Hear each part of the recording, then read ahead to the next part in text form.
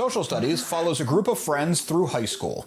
The story is told through the prism of the 90s cartoons the creators grew up on and love. It's a comedy written like a sitcom and exaggerated with our own unique style. If Nickelodeon knocked on our doors and said they wanted our version of a Nicktoon, this would be it. We explore themes of friendship, belonging, and self-discovery. These themes are wrapped in an excitingly hilarious package. With a unique blend of storytelling, vivid artwork, and relatable characters, we are confident you'll find something to love about Social Studies. The stories are loosely based on the creators' own lives. Artistic liberties are taken to heighten the stories, comedy, or drama, or, at times, to make them slightly more believable. Chapter 2 is a wild ride. New love interests, first dates, old enemies, grudge matches, new friends. We get out of the school and let our characters loose on the wider world. The whole thing wraps up with an extra long Christmas special, just like the ones we all grew up loving on TV. Whether you're a new reader around the same age as these characters just entering high school yourself, or you're looking for a hit of nostalgia from when you grew up, this is a ton of fun.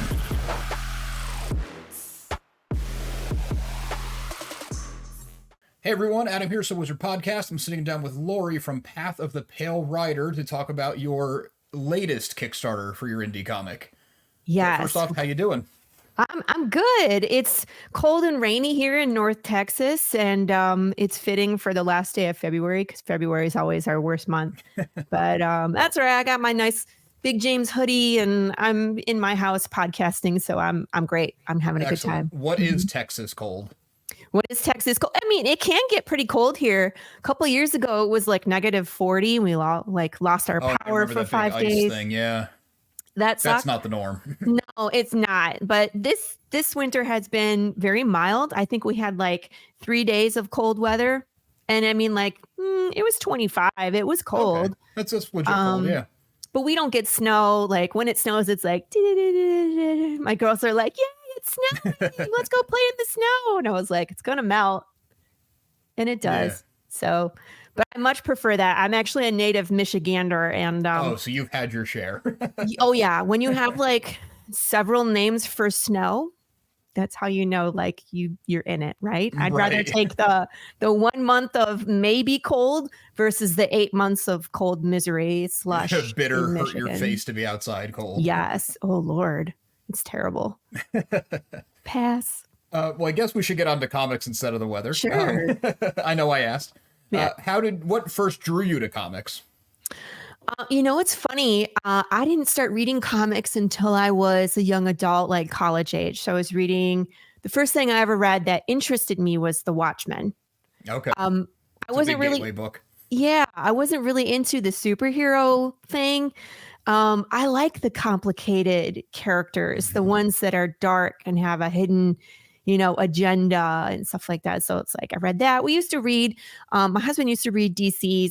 But basically Batman, The Killing Joke was really influential.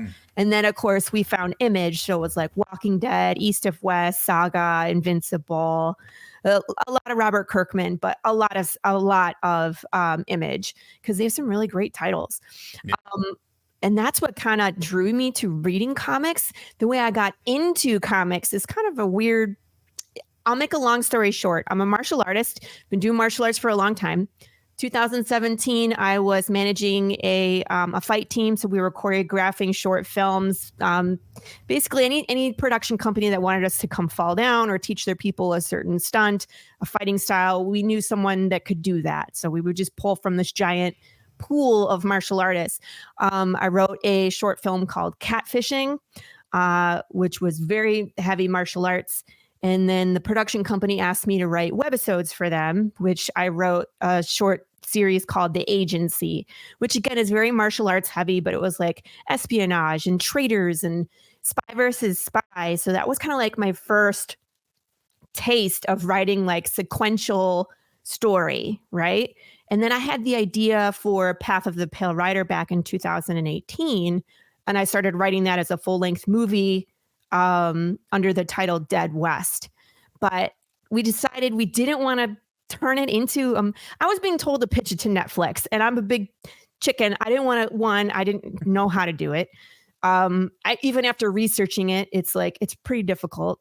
Right. And I was like, I don't want to lose creative control. Yeah, it's brand new. No one's read it. No one knows my characters. And I would hate for them to take it and turn into something completely different, and I can't stop them, you know? Right. So my husband and I, at that point, were already reading comics, right? We were reading Image, and he was just like, this is a comic book. And I was like, light bulb. Like, it turned on. At that point, I was like, yes, it is. We can totally do this. So I broke it up into issues, and we started looking into an artist team in about 2020, and like everything nothing went the way it was supposed to. Of course, like you start January and then everything blew up in March. Both the artists that I had involved had terrible things happen, like trees fell on their house and shooting in their apartment building and like things. It's just all the bad things, right? Yeah. So we didn't move forward at that time, and I took a year off from the project, and I was just like, I lost some money. If I'm going to move forward, it needs to be with the right person. So I got some portfolios and I talked to some artists, but nobody really felt like the right one until I met Marco Mafia. We met through a Facebook group connecting comic book writers and artists. And he was already working on a post-apocalyptic story called Mauka, which was based in Hawaii. Really good book. And I asked him to draw my main character. He sent me like a sketch of what he thought Jude St. Clair would look like. And that was it. I was like, you're hired. So we've been making comics. We kickstarted our first issue March of 2022 and published July of 2022. So that's when, we started running, and we've been doing issues every 6 months. And so the one that we're on right now is our first trade paperback. It's the collection of issues 1 through 4. So in the big scheme of the arc, it's like if it was a movie, it would be like the first act. Okay. So there's 12 issues of the first arc. There is a second arc and there is a third arc, and then it's over. Very cool. Is the whole thing written, or are you still writing as you go? I've written about halfway. I'm on issue number 9 of the second arc. So I've been contemplating how to wrap up that third act of that part for a while. It's just, I'm so far ahead in the story. That's issue 21? So it's, and we're producing issue 4. So it's not a priority. So I've just been sitting on it, kind of playing out different scenarios in my head, but the finale has a giant battle in the middle of the desert, and there's crazy things that happen. So lots of research and thinking about how to plan out a battle and have like characters make decisions in the battle that drive the outcome of the story, et cetera, et cetera. So all good things. We'll get there eventually. Yeah. With that huge lead time you have, because like you said, you're producing 4, but you're written up to 2021. Yeah. Do you find when you step away from the story, when you try to step back into it, you're like, oh man, I gotta kick the rust off? Where is everybody? What's going on? Yes and no. Like, it's always good to revisit the story. And I mean, we're always reading the script that we're in, but it's like, sometimes I'll just revisit and be like, okay, we're doing 4. I'm going to read the script for 5 and keep going. So I can just sit down and immerse myself back in that world and put myself where my characters are, and then off I go. Because it's in my mind, it's a real place that I could go to and walk around and kind of be like a disembodied camera, you know what I mean? And just look at all the things from the different perspectives and decide what I want to showcase. But it's fun. I like doing that. I like rereading. For sure. Mm-hmm. It probably feels like you're not writing the story as much as you're translating it. Yeah, because at this point, let's be honest, the characters have taken on a life of their own. They have their personalities set and they have their agendas, and they're all trying to do what they're trying to do. And sometimes they're conflicting. So it just depends on, where we're at and who's in the picture at the time and how it all goes down, Yeah, for sure. You mentioned the artist, and that's what really drew me to the comic the first time, is just seeing that image. Like, the art it's very unique, but it also had a lot of familiar elements, if that makes sense. Yeah, Marco's style is something I would say is an in-between. He's influenced by anime and manga, but very much Western comics as well. And so you're going to see things like it's in between the two.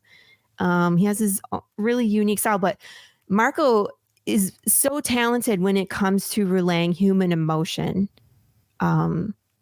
We have some really powerful moments that happen where people question their humanity in this story. And I've never had a problem with Marco being able to convey those really difficult emotions. The sadness, the curiosity, the wonder of where we go next, panic, all of that. It just comes through in his art to the point where it's like, sometimes I don't even put any letters on the page. I just let his emotions play through. And so that's really awesome to have an artist that I don't have to over letter to explain, what's right. The art does it. And it's, my job to know when to get out of the way and just be quiet. For sure. Yeah, that's awesome. It just looks like it's still pictures, but there's life to it. There's movement to it. And that's what really drew me in. It kind of reminded me of like when you're a kid and you get a new video game and you have the book of all the art and you wish the game actually looked like that, but it doesn't. That's kind of where my head went with it. But ours looks like that, right? Well, yeah, that's what I'm saying. You have the art that actually looks how you want it to look. It's right. The ideal version of it. Exactly. Which is going to be terrifying when we get farther into the story and you get to see what's in my head. Sorry. Just warming up. All right. I mean, we really have. I feel so bad. It's like every issue just gets more chaotic. And I keep teasing people. I'm like, you just wait till we get to, 5 and then 7 and the whole point of this story. And I haven't explained it to your audience. Yeah, I was just thinking like we're talking about it and like going deep already, but you probably do like the elevator pitch. Let's let him into this, the story. All right. So in Path of the Pale Rider, death has been broken. So what that means is your body can die, but your soul doesn't leave your body upon death. You are in it as you decay. And it's people, animals, insects. Nothing gets to leave. We're all stuck here together. There is no death. There's only decay. And when we start the story, we're 10 years into the apocalypse. We're following a cowboy because things have devolved back to the Wild West. And he's like the last cowboy still looking for the answer of what broke death? Why did the dead no longer die?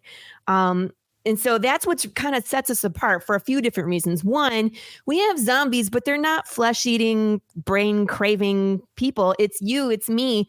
Like you can die in your sleep and wake up in the morning and have no clue that you're dead. And it hits everybody differently. So as you're decaying and your brain is rotting, you could get forgetful, you can get violent, you could be vegetative, you could be real funny, maybe. I don't know. It just it's different for everybody. Kind of like if it was dementia and fast forward, but your body is also actively rotting. It's gross. So I'm a big fan of horror. I love zombie tropes, and I've read so many things and watched so many things where the main character is just interested in survival. They don't really focus on the why or what happened, and it's a virus, but how? And is there a cure? Or, you know what I mean? They just don't care. So that's what this is. We're in this very chaotic world, the questionable ethics, question your humanity kind of world. But there's still a guy who's out there looking for the answer. And this is what I was saying. It's right around issue, I think, 9 or 10. You figure it out. He figures it out. Oh. And then so that whole third act is him seeing if he could put things right. And it dumps us right into the second arc, and it just picks up from there.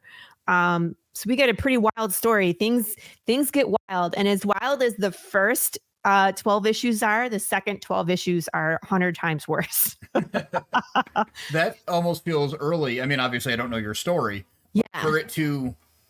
For him to figure it out. Yeah. Yeah. Most people are like, you're going to let us in the secret that early? I'm like, yes, but there's a reason why.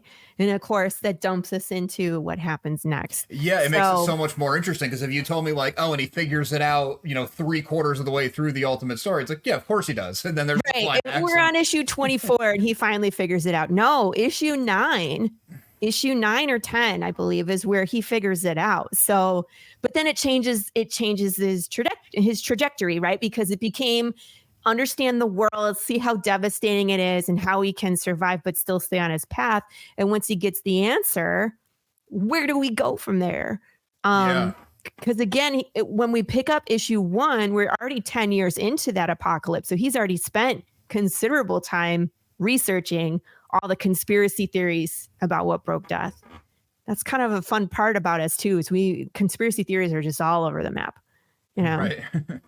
Plus the world's that far gone, so even with something that could lead to a solution, it's like, well, is it too late? Is it too late? Is it even possible, you know? Yeah. And then how do you deal with that?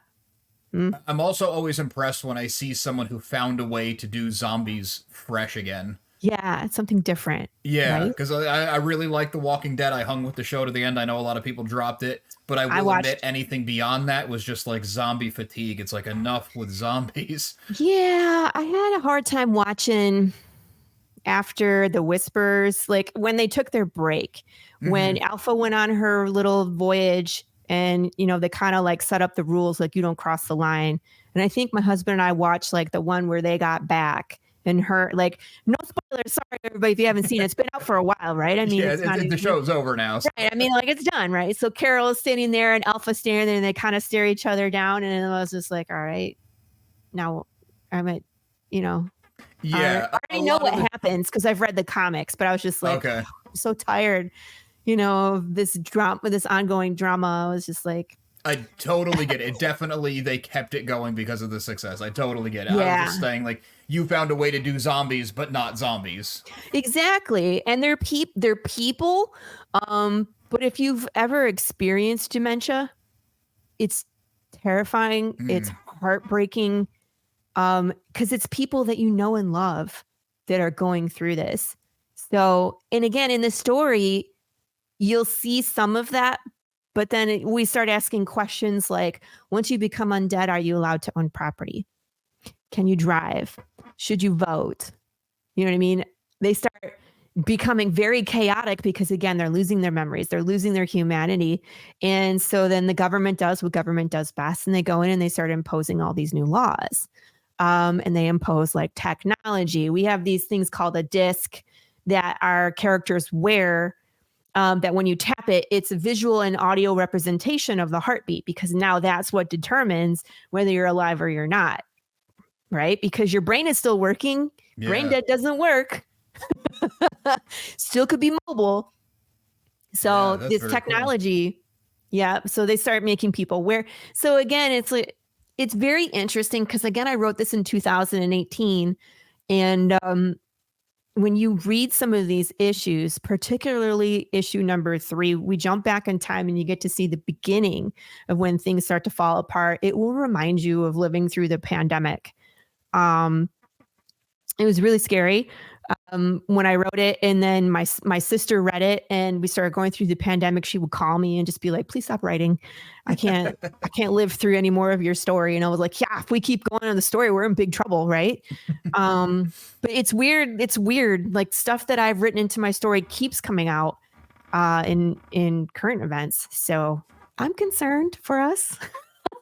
Yeah, but that's also what good science fiction always is. It's always it's a Black Mirror. It's the mirror of ourselves. Right. And I mean, like, the stuff that I'm writing is human nature, no matter, you know, it can be ugly human nature, but it's human nature, you know, World War II and government overstep and people rioting and pushing back. These have all happened before. You know, if you're a student your of metaphor history, for dementias. Perfect. Right. Exactly. It's just, we've pretty much created our own minority, which is very quickly becoming the majority. Right. And then what happens when that power struggle is even and then it breaks. So yeah, there's a lot there. That's cool. Now I'm thinking it's really good that you're so far ahead on the writing because you can take the time to not miss a nuance or like an alleyway to turn into or something. Yes, and in fact, issue number 4 has one of those scenes that I carefully crafted. And when you read it the first time, you know, you're going to see it through Jude St. Clair's eyes, but there's more to it. And when you get further on into the story and you start understanding who some of these minute characters are, and they're in the background and they're making moves, they're doing things, but you're like, what are they doing? But once you know who they are and how they function and who they're aligned to, the whole scene takes on a different purpose. You know what I mean? Yeah. So I love doing stuff like that because I'm so far into the story. I can go back and I can foreshadow and I can really build, a dual scene. And once you figure it out and you go back and reread it, it's a whole new take. So very cool. Mm-hmm. So all of this is on Kickstarter currently as the time we're recording, and I'm going to put the video out today just because you have your Kickstarter going on and make sure people get a chance to see it. You're what, 3 days in? Yeah, we're 3 days in. The campaign is a 24-day campaign. So yeah, day 3. We funded in 2 hours and 15 minutes. That's amazing. Which is great. I mean, it's all bonus from here. I got some really cool. I got cool merch, but I also got really cool stretch goals on this one. So I'm looking forward to breaking a lot more of these so we can get some cool stuff because I want some of it for myself. Well, you were gonna screen share and go through the Kickstarter. Do you want to do that now? Yeah, absolutely. All right, very cool. And also, thank you for showing me that this is possible. Heck yeah. Yeah. So I have a 1-minute video. Are you cool if I play it, Adam? Yeah, sure. You can go full screen on it. And okay.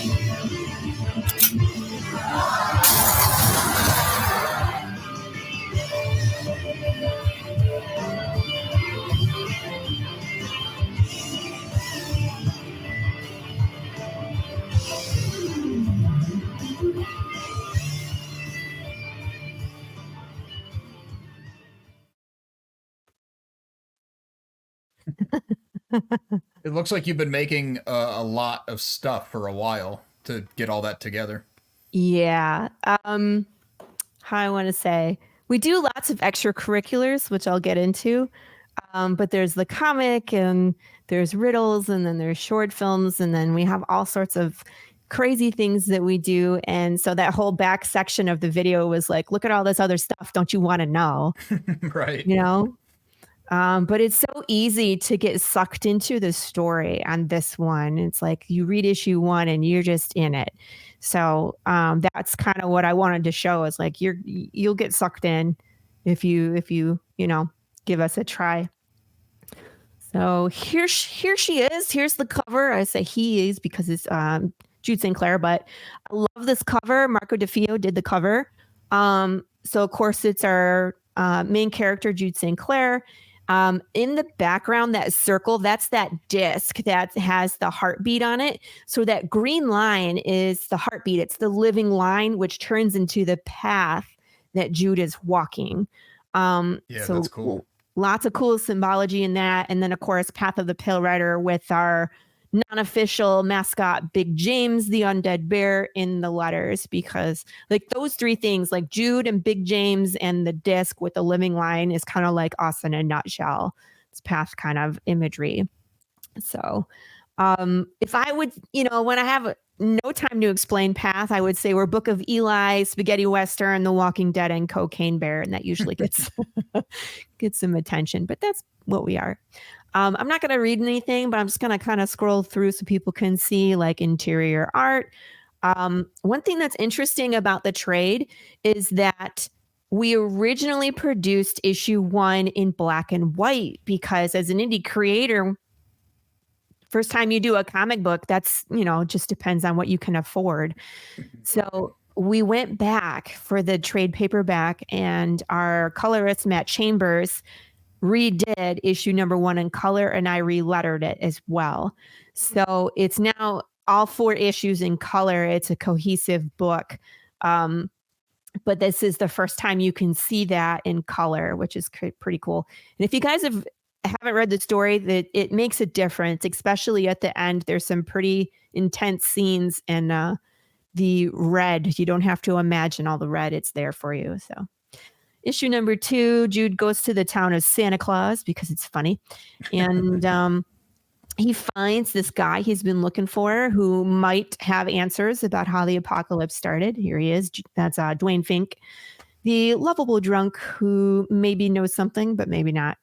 At the end of book 2, we jump back in time. So book 3 is the day that Death went missing, and you get to see it from Jude and his family's point of view. Of course, we end with some trauma, which then leads us into issue 4. Jude, I mean, that I can't say it any better. Jude experiences trauma that ultimately pushes him out of the frying pan and into the fire. So he leaves home, and he's now in it, and he gets to see firsthand some of the chaos that's going on, in the world. This is the question I get asked all the time, is like, why a trade paperback? 4 issues are out and people already have them, but why? Why produce a book?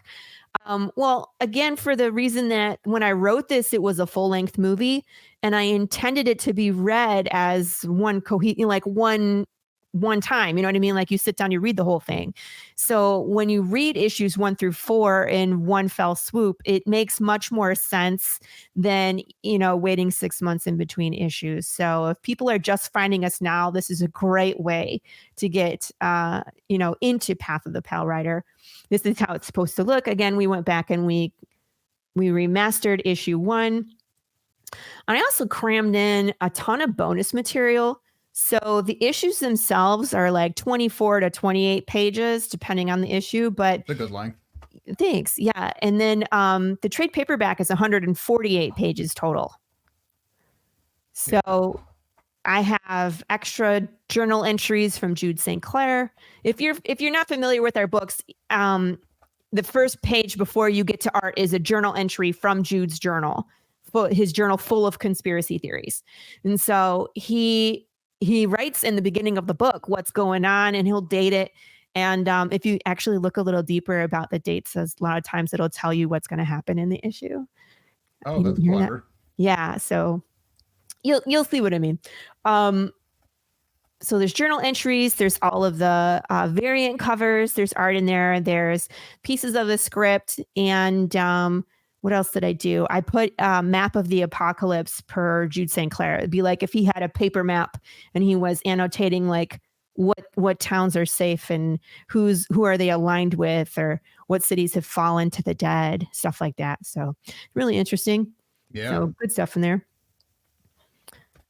I just wanted to put these here just because you can get a closer look at some of the cool merch, but we have, PDF pack, and we have the trade itself for $25, which is pretty good price. And then of course you can start adding on different things. So here's that pinup. So this is by Gilbert Perez. And this is one of our characters. It's just another take on Lola Martinez, which is who is introduced in issue number 4. But she's lethal, and you'll find out. You'll see. The button pack. Now, and it's funny because I have both the pinup and the buttons, and a few other things are also available as add-ons. So even though it says no backers to these buttons, there's a bunch of buttons that have been added on to different right, different yeah, just that specific levels. Pack, yeah. Right, because you can add these on, and there's other stuff that you can't add on. But these are super cool. I'm really excited for these. My buddy that makes these is actually a fan of Path of the Pale Rider. So he and I came up with the buttons together, and then he changed his logo to a zombie hand as opposed to the white hand that's usually his danger button hand. I thought that was cool. Yeah, it's cool. We make hot sauce. I did these out of order. Hot sauce, Path of the Pale sauce, because Big James looks good on just about everything, right? Yeah, it does make a cool logo. Yeah. So Path of the Pale sauce. We originally did this for issue number 3. I have people asking me for refills at this point because they're done, right? So it's a 5-ounce sample size in a glass bottle. And you can add these on. A lot of times I will custom 3D print a bottle holder as well. So they come protected and they come in something special. It's just something I do. Let's see. I got Big James t-shirts. I don't think I have a picture there. I have a t-shirt and a hoodie with the same design. It's the one that I'm wearing, so I'll show it off in a little bit. These glass tumblers are super cool too. Now, again, I put these as an add-on. So even though it says 0, there's about 6 of these that have been ordered too. But in our first issue, Jude St. Clair stops on this overpass, I-93, and there's a zombie hand holding out this glass, and he yanks it out of its hand, it goes flying in the air, and he almost falls off of a cliff to try and grab this stupid thing. And he takes a look at it, and it's, of course, a glass with the map of Las Vegas etched into it. Well, guess what? I found these glasses. So people can get a set of these glasses from the comic. You know what I mean? Like, it's the legitimate glass from the comic. I thought that was cool. I'm going to get myself a set of these too. So that is cool. Mm-hmm. You just found them? I thought you like sent art to like a glass etching place. No, I saw these online when we were first doing issue number 1, because I knew I needed something specific, and I found the picture of it and sent it to Marco for a drawing. You know what I mean? Like, this is what I'm looking for. Because he was like, what do you mean a glass with Las Vegas on it? And I was like, it's Las Vegas, but the map made perfect sense. So I went shopping around to see if I could find them again. Because again, that was 2 years ago when we started this. And I was like, oh, they still make these, but they go out of stock a lot. So I'm hoping, when the campaign's over, that they're still in stock. I might have to wait a month to get these. I'll probably have the books before I can get these stupid glasses. I don't know, whatever. They're super cool. I can't wait for them. Of course, the hoodie is super cool. I got one for myself and everybody wants one. Same thing with these plushies. There's only one of these left. Well, there's technically more, but I'll show you where. But these are an 11-inch pillow plushie. And my good friend Carissa Grant has been doing plushies on her campaign for a long time, and she keeps harassing me to do a Big James plushie because she wanted one. So I finally broke down. So Carissa was like backer number 2, and she made sure that she got her plushie because it was the whole purpose of this whole thing, and so she could get one. So right, that's smart. Mm-hmm. These are super cool. Let me scroll down. So these are handmade books, handmade by myself.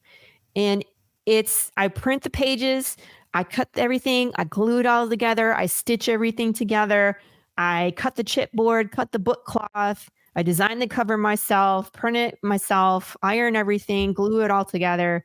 And these are going to be unique. So I'm going to do 10 of these mats. And once this is down, I'll show you because I have a few of them next to me. But I'll change out the skull color because this one's a black one. This one's been claimed, by the way. But I have a red one, a white one, a purple one, a blue one. You could pick what color you want. And then the edges of the page will match, and the thread that I bind it with will also match. So plus I write a personalized message in it. The time. Yeah, they take me about a day, but I'm finding that I'm getting better at them as I go, of course, with some time, it's just making more, your experience level goes up. And so I'm doing them like as a batch, like I'll do 3 of them at the same time. And it's just easier to like cut them all out, cut all the chipboard, glue everything, let it dry overnight while I'm making the text block, et cetera, et cetera. Yeah. So that's actually what I was doing right before the show was I was sewing pages together for these books. So, but there's one left here. So if someone's interested, please go grab that because like I said, I'm not making a ton of these. They're super cool and I love them, but they'll kill me if I decide to open it up for as many as people want. Yeah, really. Right. You can also get a trade and some custom art by Marco DeFio for $200. Half of that goes directly to Marco, but you can get a black and white sketch, from Marco himself, which is super cool. And then the ultimate package, this I put a sink on it because, throw in the kitchen sink, but it's one of everything. So again, here's opportunity for you to get one of these books. You can also get the glass, the hot sauce, the plushie, the buttons, everything. This one comes with a t-shirt, but if you want to upgrade to the hoodie, I let people do pretty much whatever they want. So, and then I have one retail spot. There's someone who is planning on getting this, but if you want it, feel free to back it and I'll open up another one. I don't know. Do I have 2 full page ad spots? I don't know. If you're looking for retail with ad space, please let me know, because I have one specific spot in the trade that I can put an ad. But other than that, I might have to figure that out. So anyway, but this comes with everything as well. You know what I mean? So yeah. Stretch goal wise, of course, go look in the add-ons. There's some other stuff like 3D printed minis of Big James that are there. And like, I'm going to talk about the poker cards. All the previous poker cards that we have unlocked are available for add-on. And then we have a choose your own adventure book, where you get to walk around the apocalyptic West and run bounties and see how long you survive. It's not very long. I like to kill off everybody, but there is a way to get through to the end without dying, but it's so much more fun when you do, because then you could just play again. So right. We have 2 kinds of stretch goals. So we have backer number stretch goals. So every 50 backers, which we're really close, we're at 47. So 3 more backers will get us to our first poker card. So every 50 backers, and this goes for all of my campaigns, we just started at 0, we go up to 50, we unlock a poker card, and we're just going to continue building a 52 card deck until it's done. And then I have like a box that we'll make, and there's a black deck as well.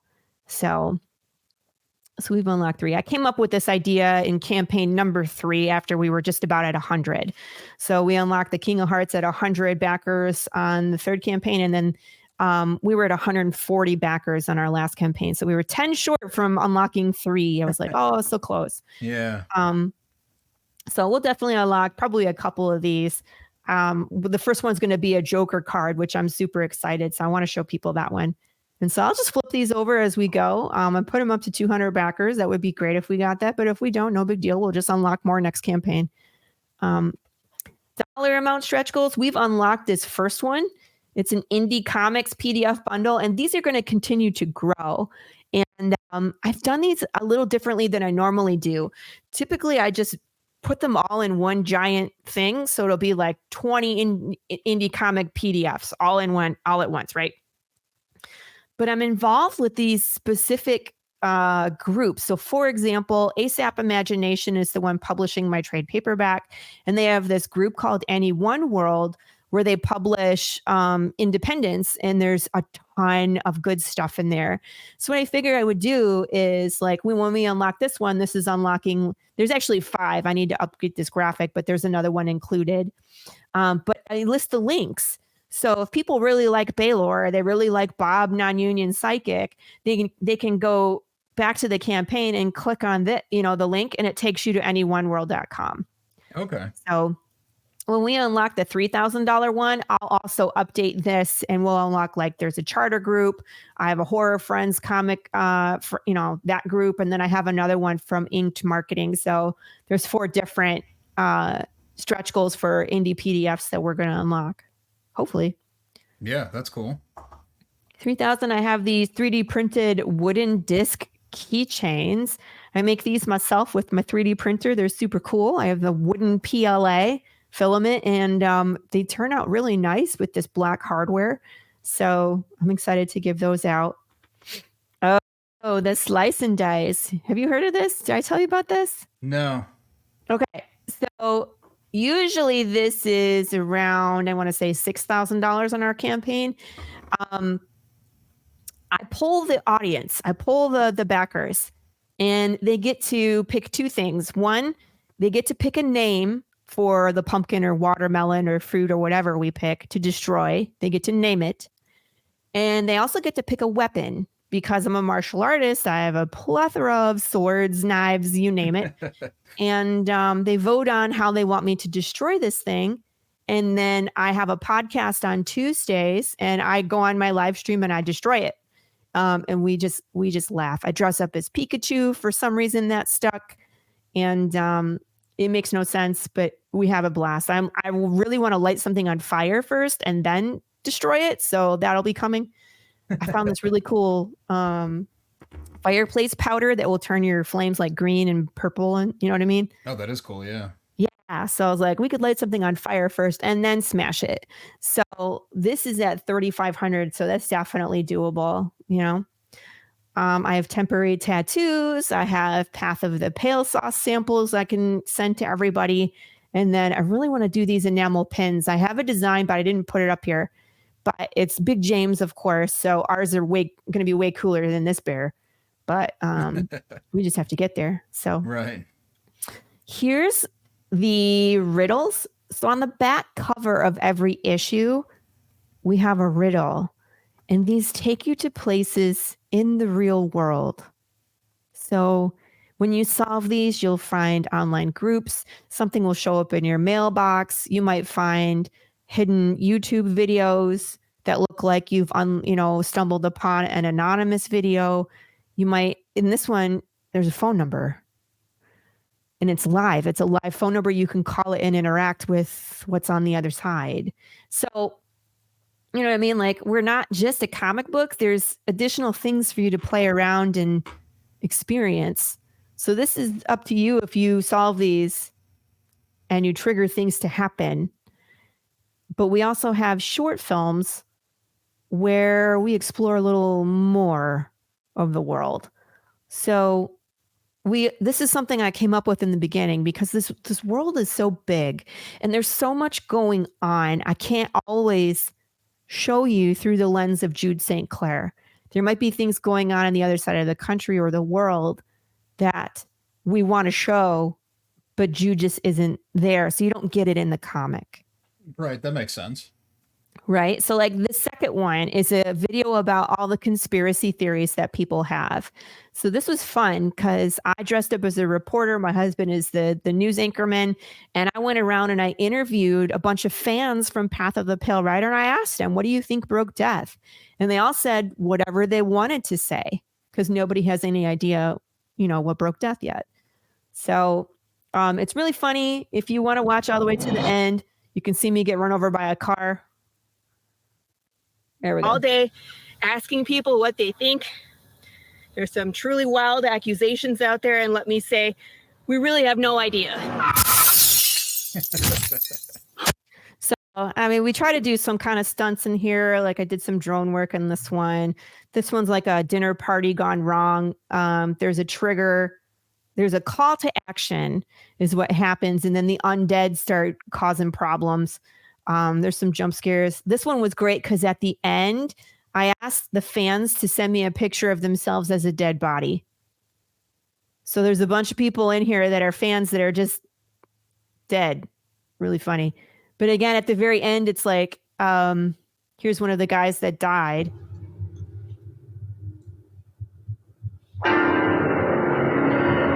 They all come back. So.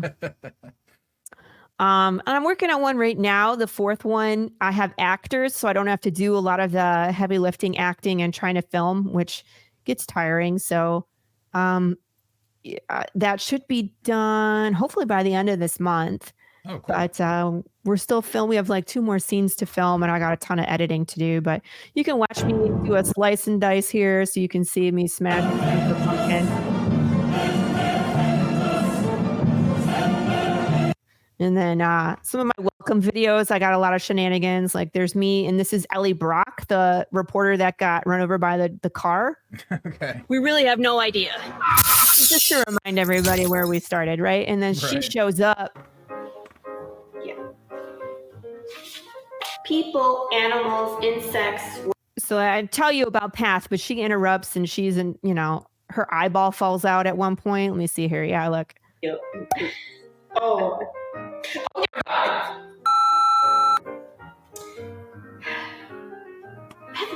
Yeah. I have a whole blooper reel. That one's really funny too. So all this stuff is on my YouTube, but I put just a fair group down here so you guys can kind of see like all the extra stuff that we do. Here's us.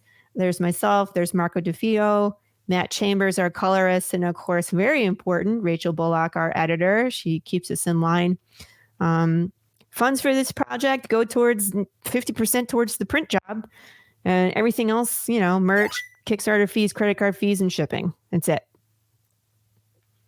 Oh, this is cool too. I haven't done international shipping yet because it's expensive and complicated and VAT's tax and blah, blah, right?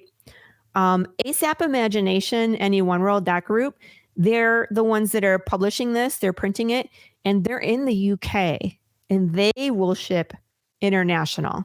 Oh, that's cool. Yes. So what we did is we put a pre-order up in my ASAP collection. So these are all digital, and I have the fourth one needs to be uploaded. Here's the Choose Your Own Adventure. But you can get all these digital, but you can get a physical of this. So if you're in the Netherlands or Australia or the UK, you can get a physical copy. Canadian as well, because ASAP has a branch in Canada, and it's probably cheaper to do it that way than if I had to ship it to you from Texas. Yeah, for sure. Right? So there's been people that have been pre-ordering it here. The link's readily available. So I mean, like the PDF copy is great because you can just immediate, right? As soon as all the credit cards go through, I can send this because it's done. It'll go to print immediately. It's just if you want that physical experience, you want to smell the book, feel the book, everything, you can get a copy here. That's pretty much it. Like, obviously, packaging, I'm going to try and put everything in the same box. I have Gemini mailers, and I have these other white box mailers, just depending on the kind of merch that you're getting. I like to send everything in the same box. Absolutely no AI used in POTPR ever. I need to put her picture here. So Worthy Chaos. I always have a friends with campaign section, so I need to work on that and get some more in there. So I have a bunch of friends, of course, that are in indie comics, and I like posting their stuff. And of course, Inked Studios. They're a marketing firm, and they are helping me as well by what are they doing for me? They're doing a press kit and some social media stuff. So all good stuff. Very cool. Stuff. Yeah. That's pretty much it, guys. Yeah. Oh, yeah. Yeah, that's excellent. Thanks for going through that. You're welcome. So many things, right? Yeah, that's a lot of things to set up. Mm-hmm. I think it's cool that you're doing a lot of it in-house. I'm sure it's a huge time commitment and all that, but it definitely shows that you care. You're not just, ordering something. Right. Most of the things, I order the t-shirts and the hoodies. I've done t-shirts and hoodies, but if you don't do them right, they peel. Right. I want my stuff to be worn for a long time. Right. I want high quality things when you wear them. I do make hats. I made hats for the last campaign, so I'm gonna probably do some more of those at some point. And I always do stickers, and I always do, just fun extras. And so we try to keep things new and different. We put a lot of thought into what we put on our campaigns. Yeah, it definitely shows. It seems like you've been kickstarting forever because you really haven't figured out. It feels like it, but it's really not. Like, when people are like, oh, you've been doing this forever. And I was like, I have to remind people, I was like, our first campaign was in 2022. That's not that long ago. No, it really isn't. Right. But it feels like it's your, I've done 12 of these now. Right. Yeah. Like, I've done 12. Yeah. I know people that have done 12. I asked them if they still get the heebie-jeebies before they push launch, and they're like, no. And I was like, okay, good. Someday I can not get the heebie-jeebies. That would be great. Because every time, you push the button, you're like, oh, Lord, here we go again. Well, it's got to be a relief that you funded in 2 hours. That's amazing. Yeah. Well, our goal is usually 4,550. That's what we need for an actual issue. To produce art from scratch. So this one, the art's already done. And so I figured, some for the merch and then the rest for the print, but 2,000 seems plenty. And then whatever we have over that, it's like, we'll just print more books and start working on the next one.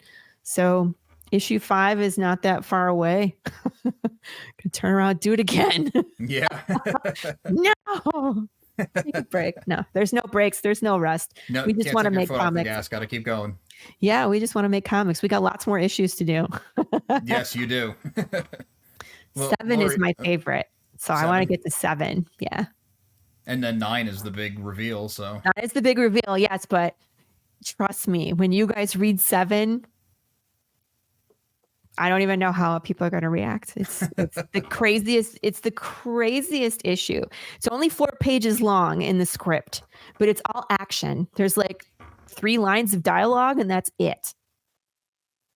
It's just action, straight up action. So that's excellent. Looking forward to that one.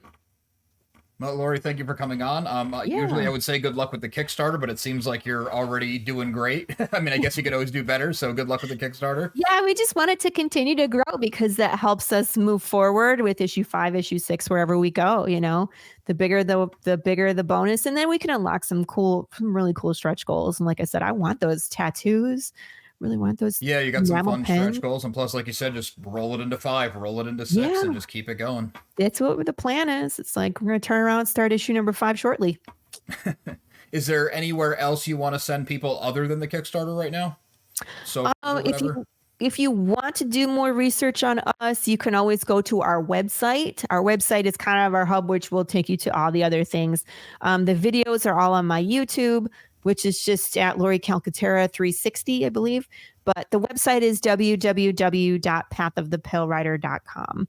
And that will take you to any which place. We do have a store there.